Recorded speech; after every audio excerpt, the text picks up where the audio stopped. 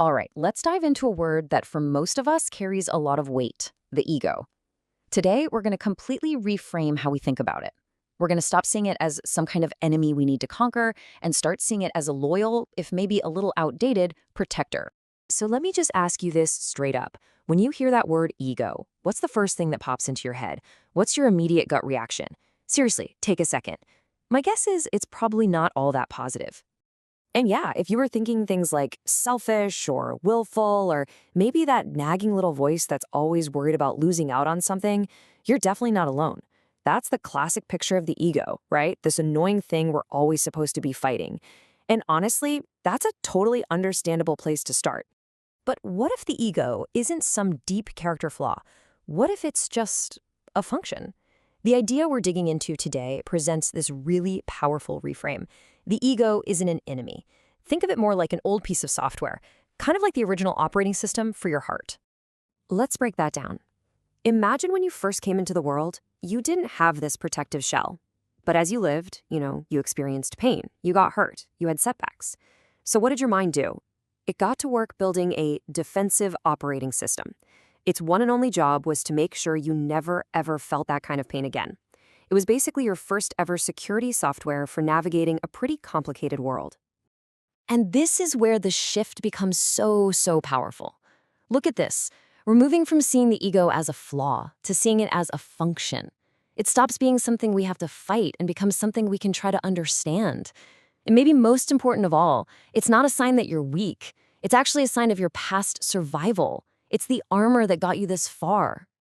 This right here, this is the core command. This is the line of code that started the whole program. Think about a time you felt deeply hurt or ashamed. In that very moment, your mind made a promise, a powerful decision. Nope, never again. And boom, it started building this incredible firewall, this security system, to make sure that promise was kept.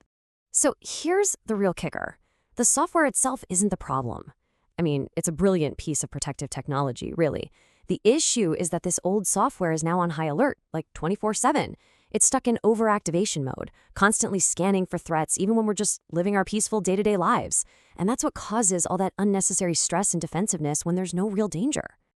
Okay, so if the ego is just an old OS, how in the world do we deal with it? Well, you don't try to uninstall it or fight it. Instead, you become a kind of technician for your own mind. You learn to just objectively observe its voice, to see how it works without any judgment at all. So what does this internal monologue actually sound like? Well, a lot of the time it speaks the language of justification, building a wall by saying it was their fault, not mine. Or maybe it's constantly running a cost-benefit analysis, asking, okay, but what's in it for me? Or, and this is a big one, it tries to keep you safe by building a cage of self-limitation, whispering, oh, there's no way you can do that. Sound familiar at all? Here's a really simple 4-step way to do a gentle inspection.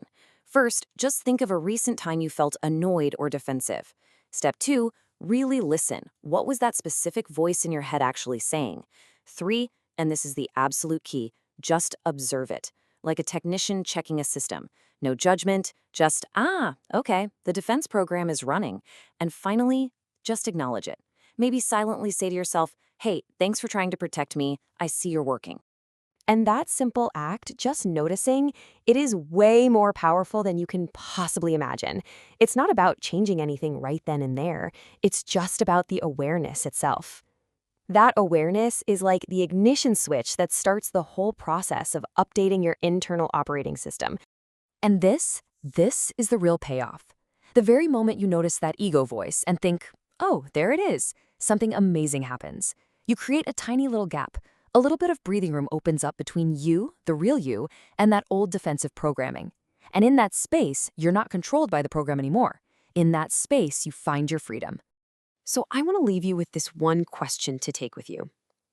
As you go about your day, just see if you can notice that old security software running in the background. Don't fight it. Don't judge it. Just ask yourself with some genuine curiosity, in what way is my ego trying to protect me right now? You might be surprised by what you find.